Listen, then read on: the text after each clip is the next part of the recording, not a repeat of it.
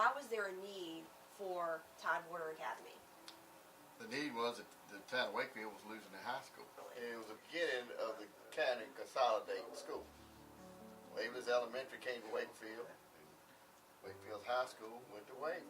It's a group of parents, proud parents, that got together. My dad, Oscar Parker, Bud's dad and mom, Jimmy Savage, and Ms. Blanche Reese, my great aunt, and Fran Gray, The Baines, Ms.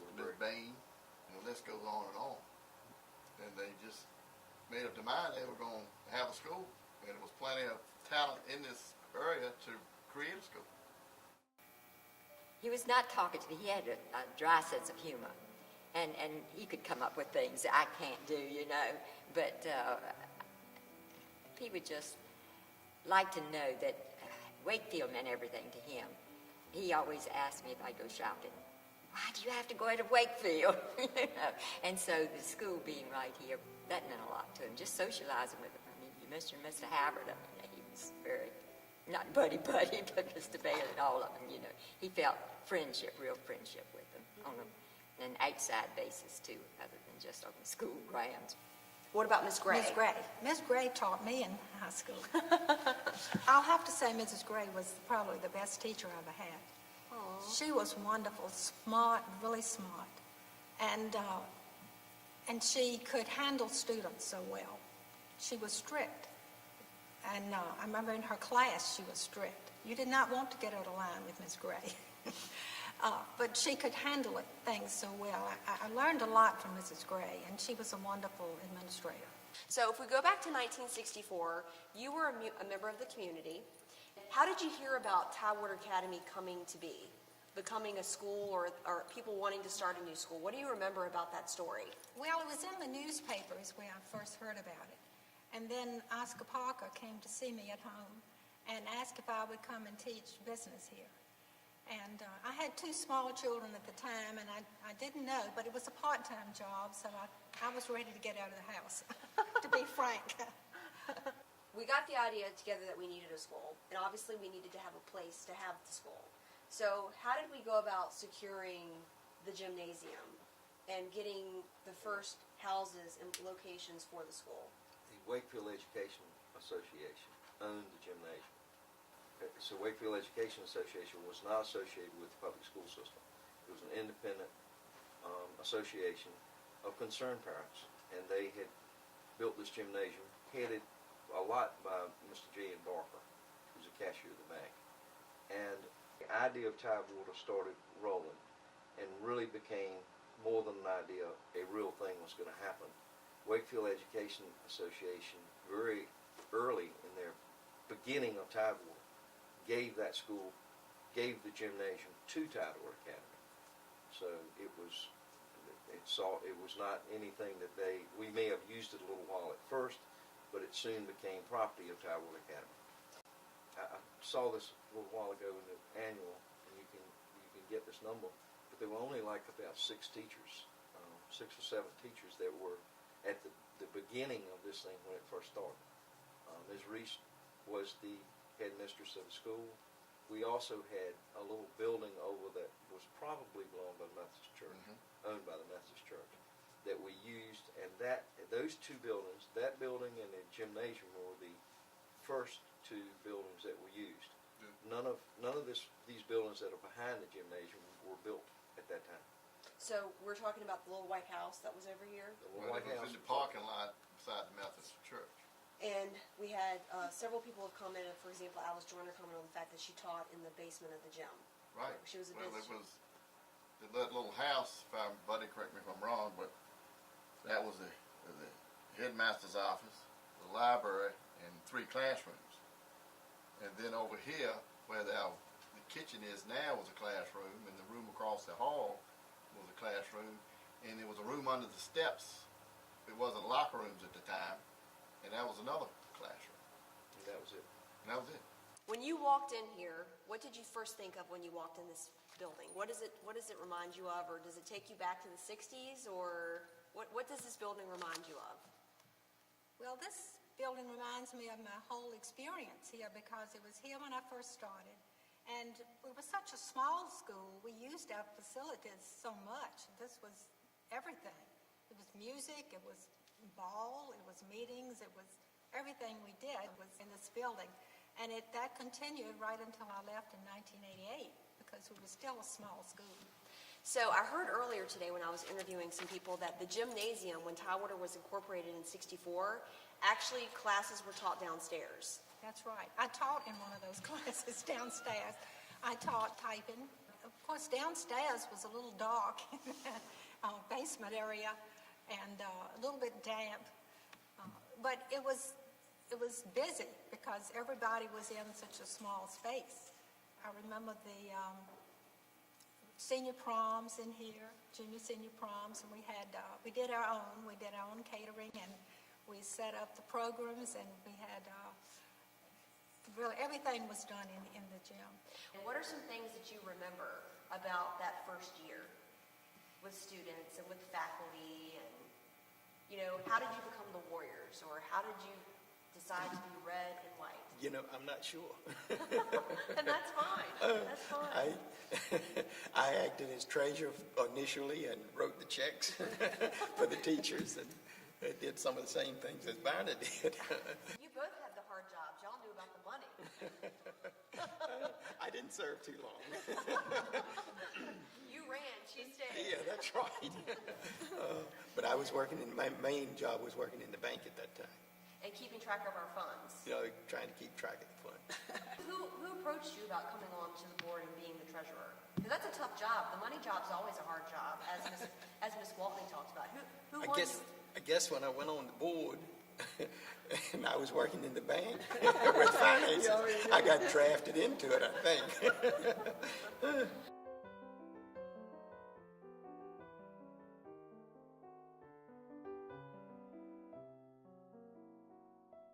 You're what we call one of the founding fathers. One of the founding fathers of Surrey Academy. Probably, yeah. Well, I want to ask you a few questions about Surrey Academy. In the 60s, when they started talking about starting this new school, do you remember going to meetings discussing why Surrey needed this? At the time, I believe it was called Surrey County Academy. Do you remember going to meetings and what people were saying about what this school was going to do? I went to a lot of meetings, yes. and you're right, it was just the consensus of the county that we needed a better school. And there was a lot of unrest in the county at the time because of the situation with the segregation in the schools. It was meeting after meeting, and we were, we had one of the best, I thought, leaders with Mr. Von Schillings. You'll see in that book there, the first board of directors. He was what I call the brains of it.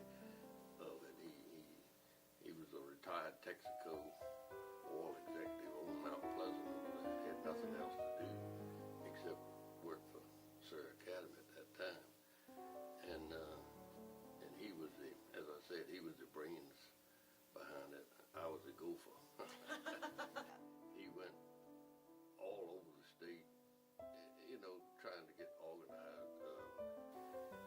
He was, I guess you call it a politician, and he could go to Richmond and get information that I didn't know and didn't know much about. Mm-hmm. And I see him listed in the book, Yeah. Mr. Franz von Schilling. Yeah. He was instrumental. He was the president for way up till, I don't know what year he quit, but anyway, he was the president. And but it began in '63, July of '63, with volunteers to get everything covered as far as this buildings that we needed to occupy. We used churches, we used gymnasiums, and we did so many different places that we used. And I'll tell you another one in the office end of it was Hofer. Okay. Oh, yeah, the executive secretary. And as well as I remember, now you're talking about the pay, I think she worked there right many years. And to my knowledge, she was never paid anything. Wow. She volunteered her time. And then Donna came in when they needed more help.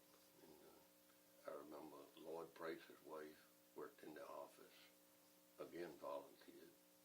So that part didn't really, cost us anything. You had a lot of people that were willing to give their time Yes, to make sure that this school was a success. If you could tell us a little bit about the Surrey County Educational Foundation and what it's done for Surrey Academy then and how it still supports the legacy of Surrey Academy today. The Surrey County Educational Foundation was the business end of it, which supported the Surrey County Academy. And they were first organized. And then they did fundraising things to support the academy. And it was just a lot of volunteers, that did these particular fundraising things to raise the money that was necessary for the school itself, on buses and all that stuff. And the people got together and they bought buses from everywhere to have buses on the road when school started that year. And so they were just volunteered. I know my husband, he was a mechanic, and he worked all day long, and then as he got off of work at 6 o'clock, at 7 o'clock, he was back on buses and worked till about 12 o'clock that night to get buses on the road by, August when they were ready. And this was July that they started working on this stuff. But it got completed. Everything was done. People were willing to, just to get out there and do their job. You shared with me that in the beginning, Shannon and I, we had the opportunity to go attend the Tower Academy Lower School campus in Dendron. But in 1963, that was originally the Surrey Academy campus. But in 1963, Surrey Academy did not have that beautiful campus. Instead, Surrey Academy was at some other satellite locations. Do you mind sharing with us where those satellite locations were? That's correct. There were classes held in the Surrey United Methodist Church, in the Surrey Episcopal Church, St. Paul's, I believe is the name of it, and in the Argus Club building in Claremont, Virginia, and also in the old Dendron High School in Dendron, Virginia. So held 4 different locations that I remember. Okay. One thing I can remember in particular, most of this stuff was donated. Okay. For instance, when it got to the point here building this new school, you got the land from Gray. It was just a piece of woods land, and in fact, I was in timber business, and I cut the timber off and hauled it to Gray Lumber Company, and he gave us the land. Majet pumping well in Smithfield put the well down for us, and I don't know how far he went with the plumbing, but I remember particularly he put the well down, and which was a big donation. And so, of course, you were raising money. They had different fundraisers through the county, and people donated all they could. And it wasn't any public money put into it. It was all private money that built it. It wasn't given. Right. Local support. Yeah. People like Nelson Cox had bulldozers, and all of us brought trucks. Had trucks on the farm, and we hauled the gravel in, and so that's what the Gophers did, I guess you'd say. Did the actual labor of building it. Tell me a little bit about Surrey's school colors and your mascot. How you came up with those things. Well, burgundy and gold, maroon and gold, I'm colorblind, but some kind of red and gold was the school colors. And I noticed you're wearing they- Tidewater blue today, though. well, change shirts. I had on a red shirt. Do you remember how you guys decided on the mascot of the Colonials for the school? I really don't. The Colonial, of course, the number 10 highway was always known as the Colonial Trail, and so I guess that's where the Colonial maybe come in. Well, interestingly, all the teachers that were there, I attended Surrey County Public Schools through the 7th grade, and I went to Surrey Academy in the 8th grade. All the teachers that were there in the public school just moved over to the private school at the time.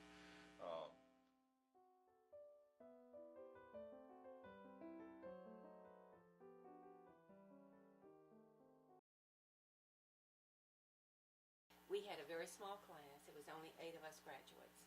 We were the smallest class the first year Tidewater came. Our other class members, which was like 20 of them, went to Waverly High School. We pretty much stayed in classes together, all 8 of us. It wasn't some took these subjects and some took those. We stayed together.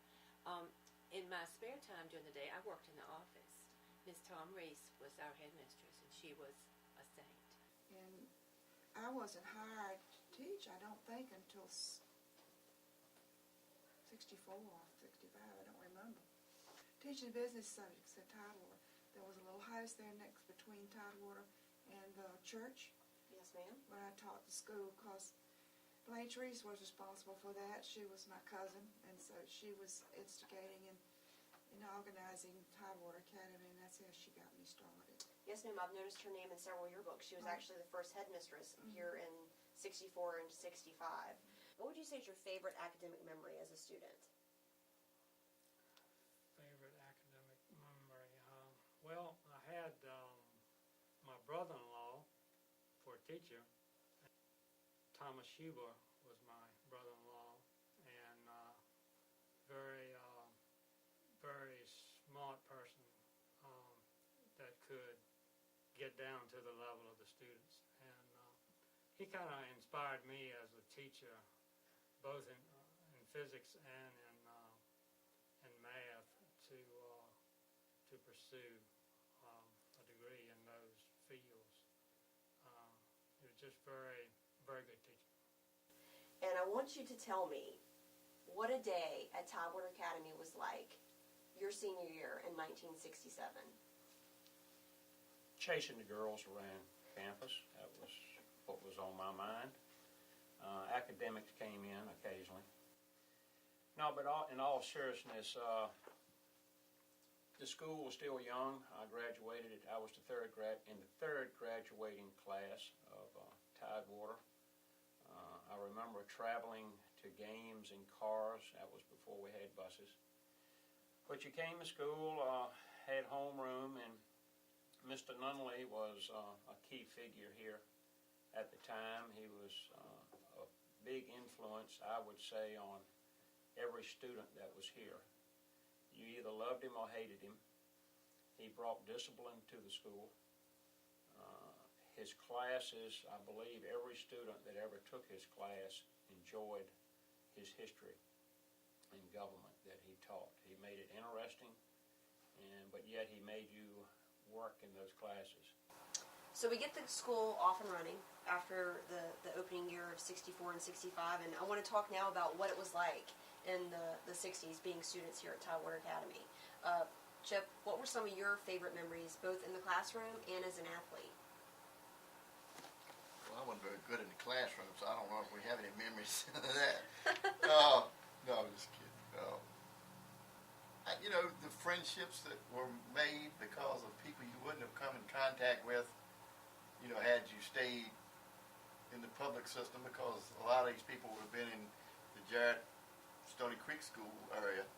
And, you know, I look back at my life and the people I know and have been associated with, and 95% of them come right back to Tidewater. I mean, it's just unbelievable. You know, our teachers were very dedicated, and they weren't here to make a fortune teaching school. They were here to educate these children in this school, and they did a daggone good job of it.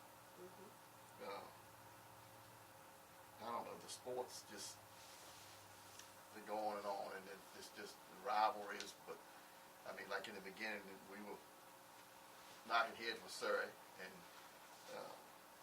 it's like some of them, Barry Roach and Charles West was saying, we got ready to play ball, it was serious, and we wanted to win some kind of bad on both sides. But when the game was over, we were still friends, and luckily, as time went on, the schools came together, and it was good for both communities.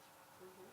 Buddy, what were some of your academic or athletic memories? Okay, first of all, it couldn't have been many worse students who come through Tidewater. I was pretty bad. But, however, Y'all have great the memories. You memories, had to have done well in the- history. You the- had to have done well in history, both of you. well, the real memories are that the Sussex County Public Schools had gotten pretty bad. And then people like my mother and friend Gray and Ms. Reese, who were they were just upset over the fact of what kind of quality was going on with the teaching in the public schools. Now, they weren't as strong about what was going to be done from the athletics, but they knew that the athletics had to be what brought everybody here to make it work. So the early memories are that, now some of us weren't the best students in the world, but they certainly made a difference in the kind of academics we had just in 2 years that I was here. Mm-hmm. And I can tell you this, I aced an exam in college from what Hal Nunley taught, and he pretty much taught with the book closed. He was a history buff, and he taught history classes many times.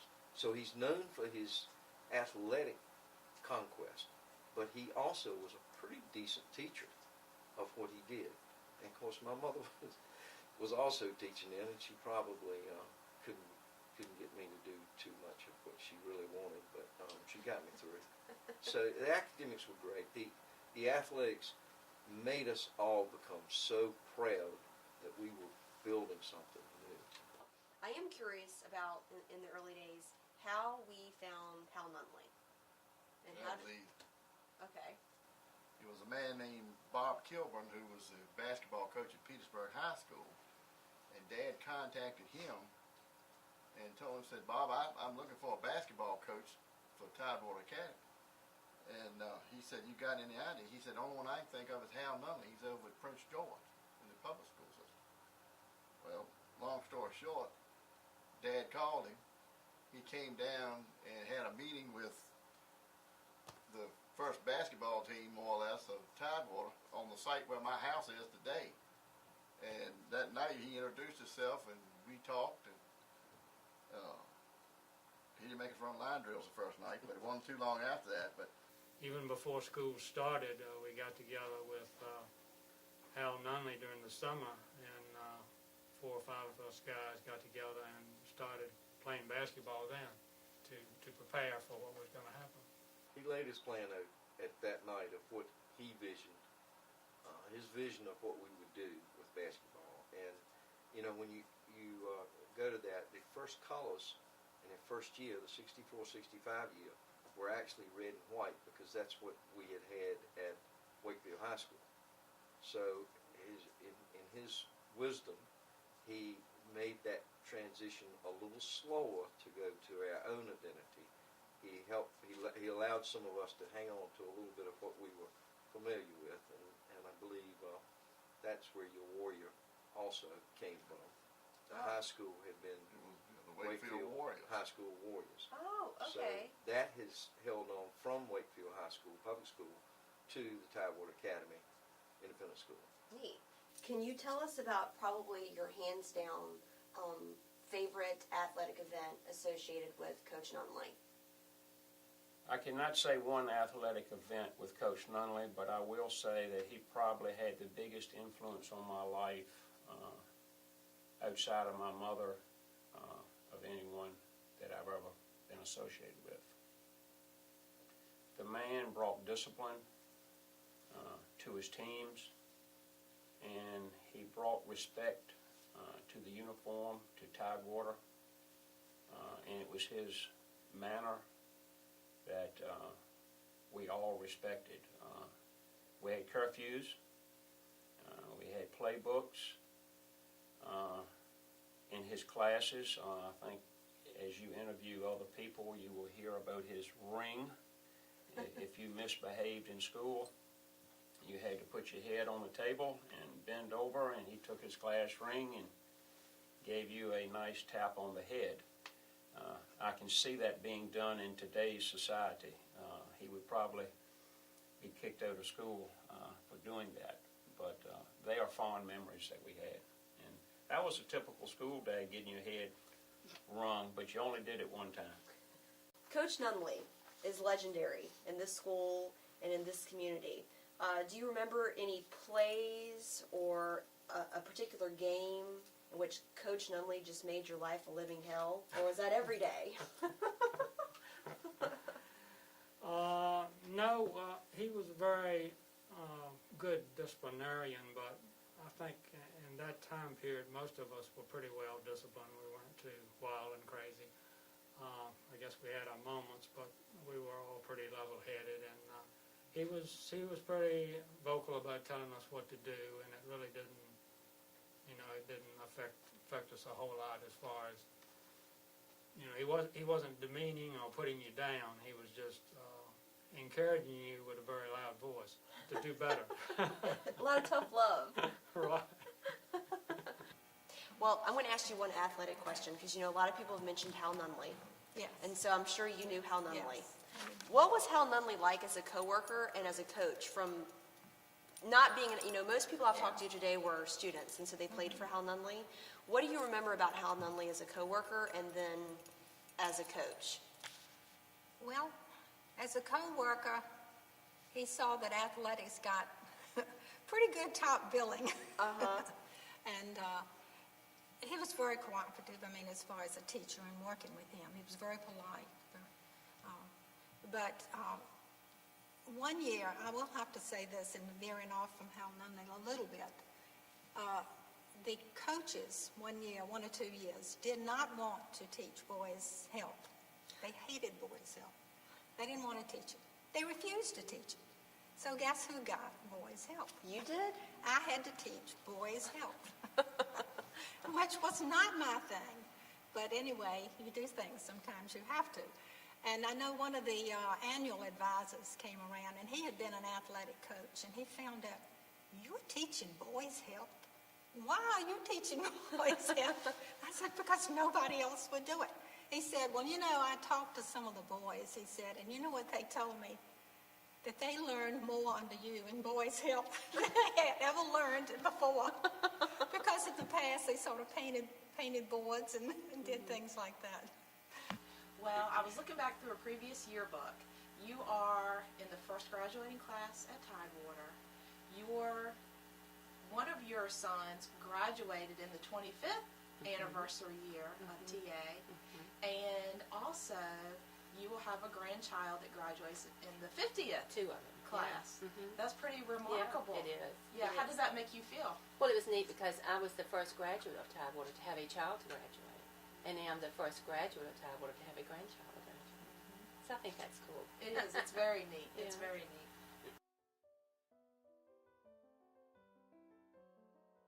The day started obviously with a long bus ride. We got on the bus around 6:45 in the morning for classes to start at 8:30.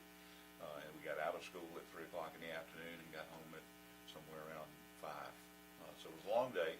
And as you noted, for about a year and a half, I drove one of those school buses. I was just, your reaction the other day when I actually pointed out to you the picture of the school bus drivers was kind of interesting because, as you recall, all the school bus drivers were students. And I think today, if you told a parent you're going to put their child on a school bus that was driven by a 16-year-old bus driver, they might not go for that. Now, did you have to ride a bus? Yes, I did. Did you ever get to drive the bus? No, I didn't. We had to go what we called, there's a big hill that goes down right before Seward Lumber Company. Mm-hmm. And if you didn't get enough speed going down, sometimes you wouldn't make it up the hill. They had to stop the bus. We'd have to get out. The bus would back down and then make it up the hill, and then we'd go. So what's one of your funniest memories that you have about being the bookkeeper Any good jokes? Any funny things you saw? Well, I guess one of them I remember was the treasurer. We needed, that year, I've forgotten what month it was, but I think it was in the summer. And anyway, we needed money for the payroll.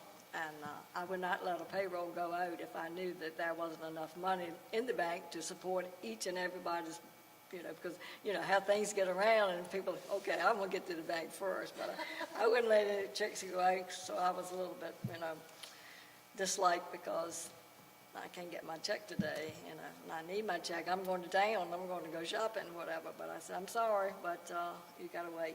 So I would not let these checks go out until I knew the money was in the bank and they were secure. But one particular day, and the treasurer, I called him up and asked him, I said, we need for you to go to the bank today to take care of this because the checks need to go out. And he said, but I've already made plans to go shopping and get myself some summer slacks. Oh my. Oh my. So anyway, I went back and told the headmaster, and he never got over that. I bet you, he's passed on, but I'm sure he never forgot that because we laughed about it so often. He didn't come that day either. He went and got his slacks, and he came the next day, but those checks didn't get out either until that money was in the bank. But I thought that was really cute. That is a cute story. That That is a very good. cute story. Yeah. So, what particular teachers or board members or leadership do you remember from your days at Surrey Academy? Well, Robert Moore is the first one that comes to mind, and Robert was the principal at Surrey High School at the time that the transition was made, and he became the headmaster of Surrey Academy. He was just a fine gentleman, and he did a wonderful job of educating kids. Well, our homeroom teacher was Margaret Pond, and I think she stayed with us through all those years. She was my Latin teacher. I took Latin for 4 years. Amolo Massimo. What does that mean? I love, you love, he loves. Very good. You still remember after all these years. Yes, I do. Did you ever sign that on any Valentines? Next question. Nobody would have known unless they were in the class. Oh, well, I didn't know if you had, any Valentines at Surrey Academy. I'm sure you did over the years. Yes, I did. Yes, had quite a few. I'd send out a bunch and get a few back. Yes, I did. Lily Half comes to mind. She was our math teacher. She was the Carolyn Stanley of our day, and I just remember her patience. And she wore this huge gray coat, and she was always cold. And we were in the Artist Club building in Claremont. It was so hot you could barely stand it, and she had this huge coat on, complaining about being cold. But she would call you up to the board to work on an algebra problem or a geometry problem. She taught algebra. She taught all the math. She taught algebra, trigonometry, plain and solid geometry, calculus. I mean, she taught everything that we had, and she was just so patient to walk you through it. You were a standout athlete in the Surrey County Academy program. Tell us a little bit about coaches and some of the players and some of your fondest athletic memories, whether it be baseball or basketball. And where you played, too. I want to make sure I get, some of your most competitive games. I know some of them are going to probably be some tiebreaker games. Well, all of the games, the VAAC, Virginia Academy Athletic Conference, was formed in '64, where that was our only place we could play. My freshman year, because of the switchover from a public school schedule to the private school, we played mostly Waverly, Stony Creek, McKinney, the leftover public schools. And we only had like 13 games my freshman year. And Wow. In basketball? Okay. And then we were coached by two volunteer gentlemen, businessmen in Surrey, Edmund Seward and Henry Spratton.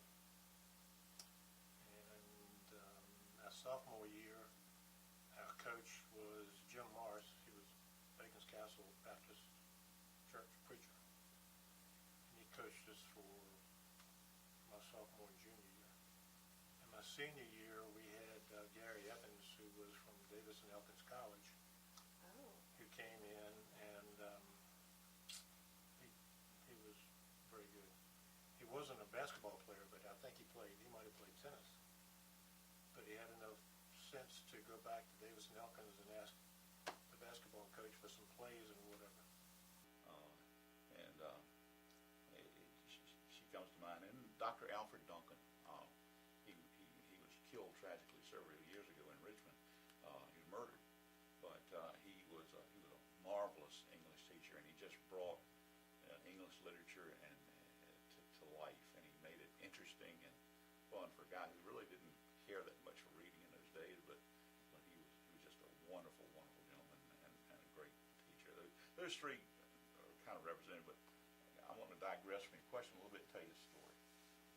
Some years ago, I ran into Audrey Williams up here in the IGA at the time parking lot, great value these days, and she was at the time about 90 years old, and I saw her in the parking lot. Hadn't seen her in 15 or 20 years, I imagine at the time, and I just gone through some stuff at the shipyard where I retired as director of safety and health, and I had a bunch of people who worked for me tested for reading and writing ability, because the quality of the paperwork they turned out, the reports and so forth, government paperwork, was terrible. And these people all had college degrees, but they couldn't write a decent report. So I had them tested, and my 16 college graduates that I had tested read at an average of a 4th grade level. Okay? And they wrote at an average of a 2nd grade level. And they were all products of public schools in the Tidewater, Virginia area, and I was, needless to say, I wasn't happy. And we put them all into remedial technical writing classes and so forth to try to improve that performance. But at about the same time, I happened to bump into Audrey Williams in the parking lot, and she was our 7th grade teacher in the public school, but she also moved over to the private school. And I walked up to her and I said, "Ms. Williams, you don't know who I am." I know. And 40 years later, she said, "I know you're one of my boys." And a tear kind of came to my eye, and she, I said, "I just want to thank you for what you, the teacher did for me." And so I kind of welled up a little bit like I am now. Oh, that's great. You have. But I really do, the teachers at Surrey Academy. Well, let's go back to Surrey Academy athletics. You guys were the Colonials. The Surrey Colonials. You were the Surrey Colonials. Tell me a little bit about some of the things some of your greater athletic memories that you have, or the rivalries that Surrey had, and why, if there's a particular game or event that stands out. Well, interestingly enough, the biggest rivalry was between Surrey and Tidewater Academy, and then of course years later they merged into one school. But it was life or death. I mean, it was the rivalry was, we had to beat Tidewater. It was like the Yankees and the Red Sox, or like Virginia and Virginia Tech. If you don't win another ball game, you had to win that one. That defined the success of your season. If you beat Tidewater, you was successful. If you lost to Tidewater, I don't care if you won every other game, it was a failure. And we were competitive, and we didn't like each other a lot from that. We were playing a conference game. Yeah. You remember this one, but the score was tied, and the buzzer was ready to shoot off, buzz off. And Early, I believe was the boy's name, but he was way down. I don't know which end. I think it seems like he was down this end. But anyway, one of the ends, and he had the ball, and he pitched it the whole length of this thing and hit the goal and made it. And we won. And you talk about this building almost came down. This is Surrey Academy in Kansas. I mean, it almost came down. It was. Oh, you remember that game? Yeah, I think so. A lot of good memories. Oh yeah. A lot of Yeah. good memories. We have a whole lot of good memories here. Absolutely. Interestingly enough, that was on the field, but then off the field, many of us became lifelong friends, and to this day, I mean, when I think of York Academy, I think of Hal Oliver, who I think actually for a time taught school here. He was the catcher for Tidewater Academy. For York Academy when I was at Surrey.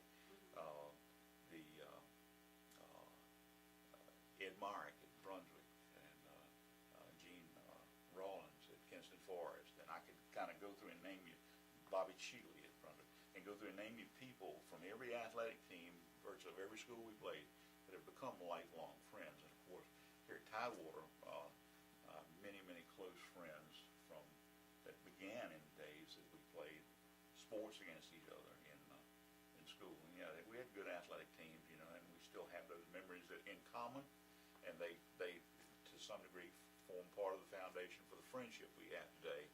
And it all goes back to that time. The more important thing, though, from athletics was that we learned the importance of teamwork and you know, a lot of life is a game. And the thing I think we learned was most important from athletics and participating in athletics is that if you lose today, that doesn't make you a loser. As long as you go back tomorrow, go at it again and give it the best you got, you know, that you have a chance to be successful. In fact, today's defeat doesn't mean you don't have a chance to be successful tomorrow with the proper preparation and work ethic. And that's an important thing you learn from sports. Absolutely.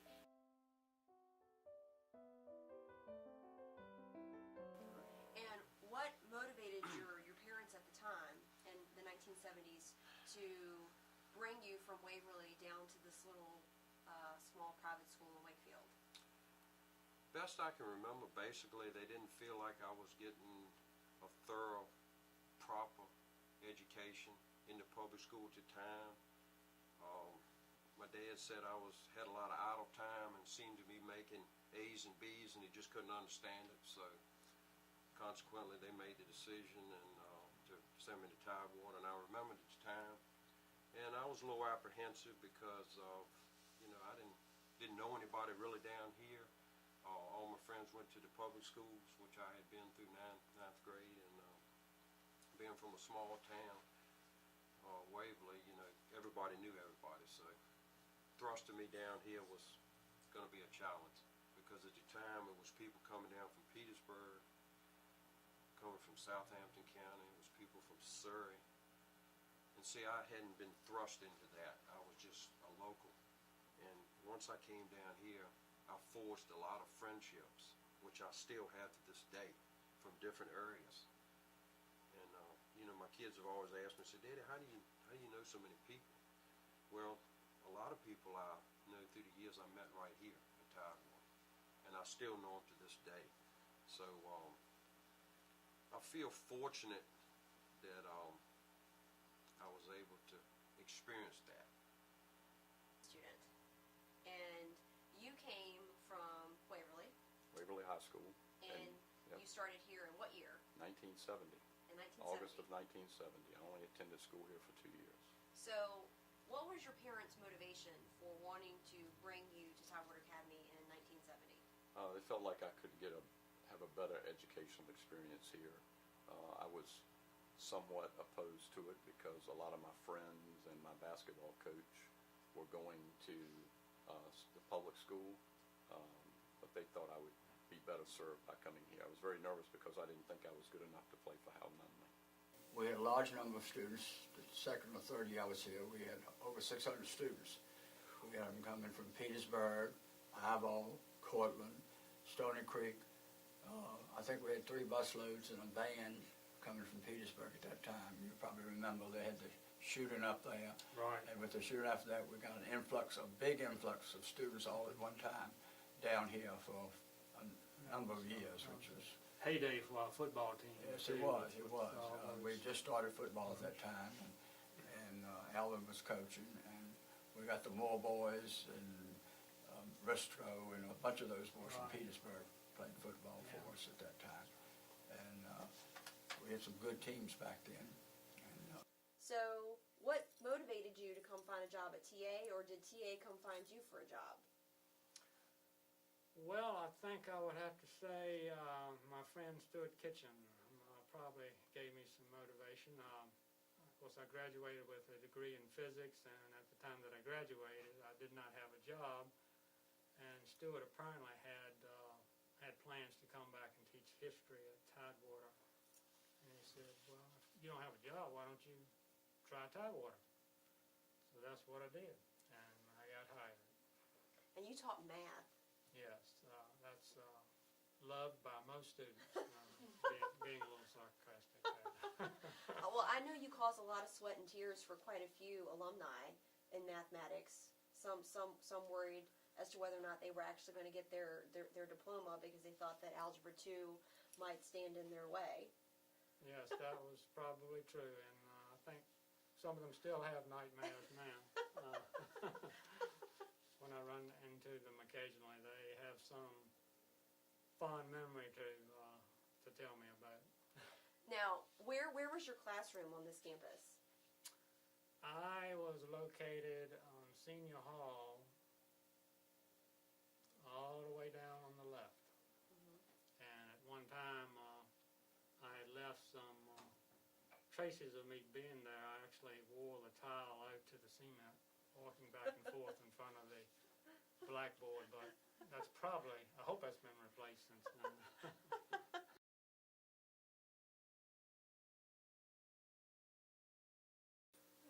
Well, first of all, was a drive from Petersburg, and I was actually one of the bus drivers. So I got to drive the bus for 2 years out of the 3 years that we were here, and that was quite the experience, as it was, as many experiences. But that's what we had to do to make things work, and of course a little extra money. And I could only play one sport at the time of that too, so I had to choose as to what I was going to do. I think I chose baseball. But at any rate, getting here and just seeing people, I think being from Petersburg, we had the opportunity to see both ends. You saw people from here, and you saw people that, I think we had 180 coming from Petersburg at the time. And so, you look forward to seeing everybody when you first got here in the morning, and it was just, that was the social aspect. Billy driving the bus. We had a boy driving the bus named Dick Peterson, and somehow or another, they always got the fog up there at Bob's truck stop at 156 on the foggy mornings, and they managed to be late to school some number of times from the fog up there. I think they all went in and had a breakfast sandwich or something, and then came on down to school. But we were very fortunate. We had an outstanding group from Petersburg.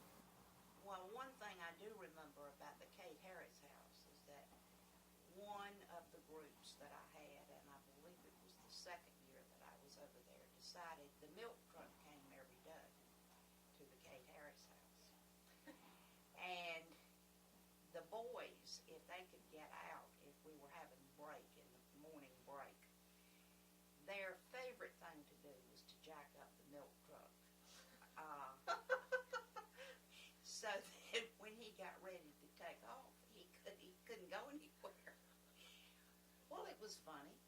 I had to scold the kids, but it was still funny. Take us back to what it was like being a teacher at Tidewater Academy in the 1970s.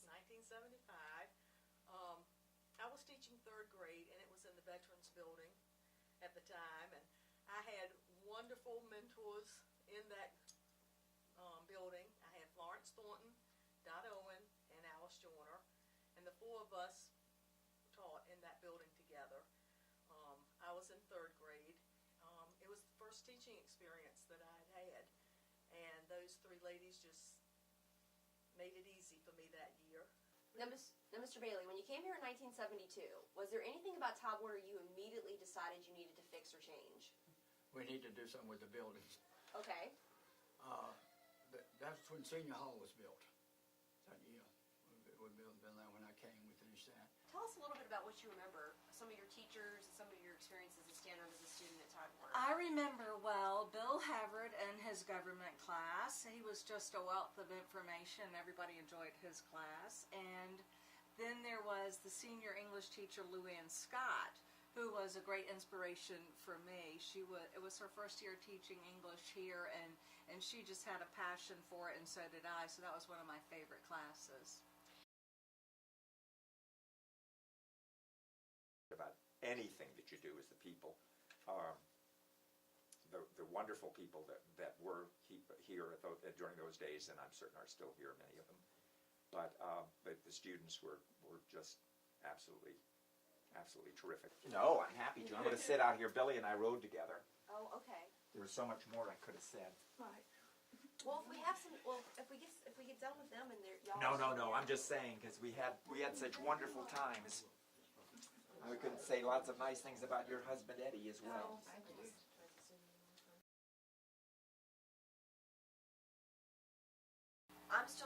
sure I understand the difference in the Board of Surrey Academy and the Surrey County Educational Foundation. Were you on both of those, or were you on one and not the other? I was on the board of Surrey County Educational Foundation. And what did that role require you to do? That was total management of the entire system. We did the fundraising and hiring and firing of teachers, and well, the headmaster, of course, had a great deal of input into it, but we all had the ultimate say. You take on the responsibility of other people's children. We used to talk about educating them. And the idea of leaving the Surrey County public school system and going into a private school was momentous. It was truly huge. You go back and think about the people that were involved and how many and what it took to get that school from where it began to where it ended. I think it was an amazing feat. Mr. Doggett, when you think of Surrey Academy, what's the first thing that comes to your mind? Of all the things you can think of, and I say Surrey Academy, what comes to mind? Work. Well, not only from an academic standpoint, but it took a lot of work to put the school together, as Tommy mentioned previously. Parents, businesses, teachers, students, everybody. And on top of that, you had, I would say, a fairly rigorous academic schedule. I remember when Mr. Shoemate came in the fall of 1970, he met with every individual student to help put their courses together for the semester. The commitment of the entire community to provide an education for the young people was just, I didn't realize how strong it was until I got to Surrey and got caught up in it. The school became a real building block for good people. The teachers cared, the people that started the school cared, and they pushed us, and I think that made a big difference. It made us responsible. I was very proud of that. Very proud of being a Colonial and then Maroon. I still have my softball uniform. Can't get in it, but I still have it. Well, you should bring it so we can put it on display. I think Surrey Academy was like Tidewater is now. I mean, it was a very college or high-end education, pushing you towards preparing you. I guess college prep is what I'm trying to say.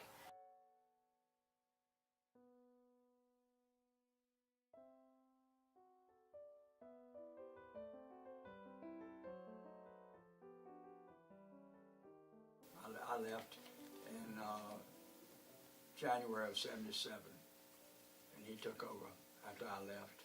And he did most of the really hard core work. And of course, Bill is a qualified man to do most anything. The merger was huge. It was a very, very big thing. There was a lot of emotionality associated with it, but I will say that the Surrey people who became part of the Tidewater Academy family were among the finest people with whom I ever had any kind of association. And I will say to you in all sincerity that they made an otherwise extraordinarily challenging job easy.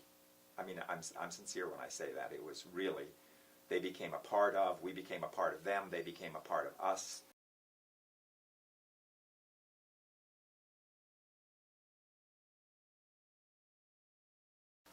And what we've decided to do for our interview is we decided to have a little segment of the View TA style, and we decided that to kind of generate some conversations, we were going to look at our yearbooks, and I found my 1996 yearbook.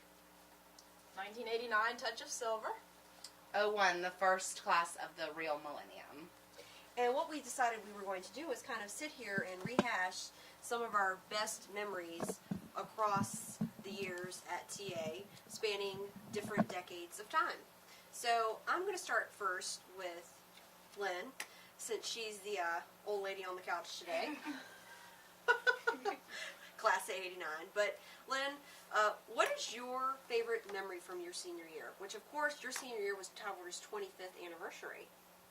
I think my favorite memory from senior year is probably my last year of playing varsity softball. I played softball here at Tidewater, and I thoroughly enjoyed it. During my 9th grade JV year, we were undefeated, and then in my 10th grade year, we were a VCC champion. So those are some of my favorite memories here at Tidewater. Wow, that's pretty cool. What were you doing in '89, Francis? Where were you? 1989, I would have been sitting in class with Miss Sims. I would have been a 6th grader over at the Tower Academy Lower School. And Lynn is holding my kindergarten yearbook. So I remember this one too. Most of us definitely enjoyed the plays with Miss Whitley that year. Irv Spurlock, he was sick in bed. He was Ned, if I remember correctly. I was Dr. Ted. Very prophetic. What Dr. great Ted. memories. I forgot about those. And I had to give him M&Ms, and I spilled them all over him during the play. Whoops. When you think about the impact that Tower Academy had on your career choice, obviously you felt prepared as a student. And why do you think that is, that what you learned here at Tower Academy helped you transition and go into the career field that you did? Well, I do feel that Tidewater, I totally was ready for college, totally when I went to college. And I think that it's because the expectations are high here. They are set high, and every time you meet those, there's a higher standard to meet again. And I think that's true in life, and truly that has carried me through many, many times.